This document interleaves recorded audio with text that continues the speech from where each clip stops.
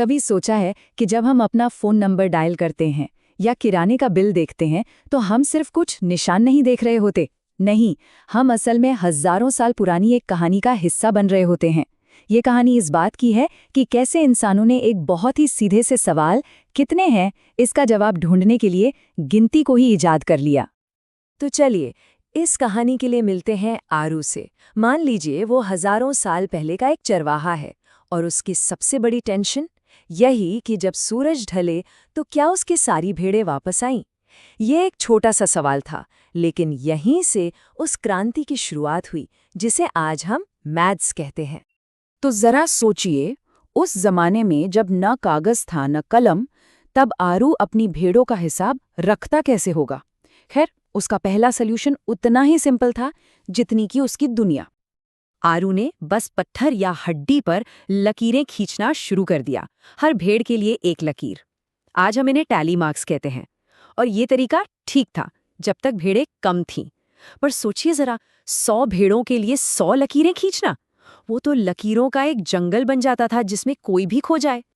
आरू को भी जल्द ही समझ आ गया कि उससे कोई बेहतर तरीका चाहिए, और ये नया तरीका उसे तब मिला जब उसकी मुलाकात हुई कुछ यात्रियों से जो दूर देश प्राचीन मिस्र से आए थे। मिस्र के लोगों ने आरू को एक कमाल की तरकीब दिखाई, गिनती के लिए पिक्चर्स का इस्तेमाल।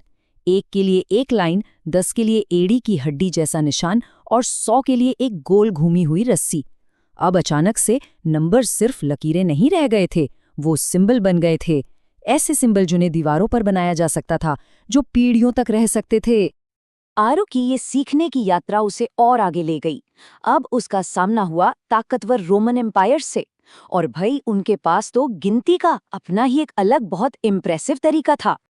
रोमन्स ने तो लेटर्स को ही नंबर बना दिया, IVXL। बड़ी बड़ी इमारतों पर लिखने के लिए ये बहुत अच्छा था। पर जरा सोचिए, 14 में से IX घटाना हो तो, अरे बाप रे, दिमाग का दही हो जाता था। मतलब रोज के व्यापार और साइंस के लिए ये सिस्टम बहुत ही ज्यादा मुश्किल था। तो अब तक हमने जो भी सिस्टम देखे वो काम तो कर रहे थे, पर उनमें कैलकुलेशन करना बहुत मुश्किल था। दुनिया को एक ऐसे सिस्टम की जरूरत थी जो आसान भी हो और पावरफुल भी। और इस प्रॉब्लम का सॉल्यूशन आरू को मिला भारत में, जहां एक आइडिया ने सब कुछ बदल कर रख दिया। भारत के विद्वानों ने एक बहुत ही जबरदस्त सवाल पूछा, क्या कुछ नहीं भी कुछ हो सकता है? मतलब क्या हम नथिंग को एक नंबर मान सकते हैं? ये आइडिया सुनने में जितना आसान लगता है, असल में उतना ही गहरा था। और इसी आइडिया से जन्म हुआ शून्य का, यानी 0। ये सिर्फ एक खाली जगह भरने वाला सिंबल नहीं था। नहीं, ये तो एक जादुई चाबी थी जिसने प्लेस वैल्यू का दरवाजा खोला। एक ऐसा सिस्टम जहां किसी अंक की जगह ये तय करती है कि उसकी वैल्यू क्या होगी। मिसाल के तौर पर इस नंबर को देखिए, 5। अकेले इसका मतलब है 5 चीजें, शायद आरू की 5 भेड़ें। लेकिन अब देखिए असली जादू। जैसे ही हम इसके आगे एक 0 लगा देते हैं, ये बन जाता है 50। वहीं 5, पर अब उसकी वैल्यू 5 नहीं 50 है। यही तो है 0 की ताकत। इसकी वजह से हम 5, 50 और 500 में फर्क कर पाते हैं। और इसी एक खोज ने मुश्किल से मुश्किल कैलकुलेशन को भी बच्चों का खेल बना दिया। अब इतना जबरदस्त आइडिया भला एक जगह कैसे टिक सकता था? 0 और प्लेस वैल्यू का ये नया सिस्टम अब पूरी दुनिया में फैलने के लिए बिल्कुल तैयार था। तो भारत की ये खोज रेशम और मसालों के साथ सफर करते करते अरब के व्यापारियों तक पहुंची। उन्होंने इसकी अहमियत को तुरंत पहचाना और इसे अपना लिया। फिर यूरोप और अफ्रीका से होते हुए ये ज्ञान पूरी दुनिया में फैल गया, और आज हम इसे हिंदू अरेबिक न्यूमरल सिस्टम के नाम से जानते हैं। तो देखिए, आरू की एक छोटी सी प्रॉब्लम से शुरू हुई ये कहानी हमें आज तक ले आई है, और जो टूल उसने खोजना शुरू किया था वो आज हम सबके हाथों में है। ये टाइमलाइन हमें साफ साफ दिखाती है कि प्रोग्रेस कोई सीधी लाइन में नहीं होता।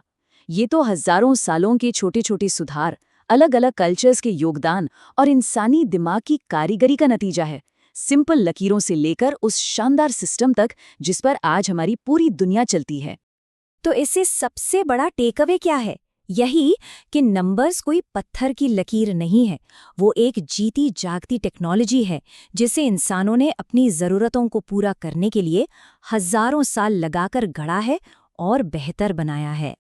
तो अगली बार जब कोई भी नंबर लिखा जाए तो ये याद रखना चाहिए कि वो सिर्फ एक निशान नहीं बल्कि हजारों साल के इंसानी इतिहास का एक छोटा सा हिस्सा है। और ये बात हमें सोचने पर मजबूर करती है कि आज हम जो कुछ भी बना रहे हैं क्या वो आज से 1000 साल बाद भी कोई कहानी कह पाएगा।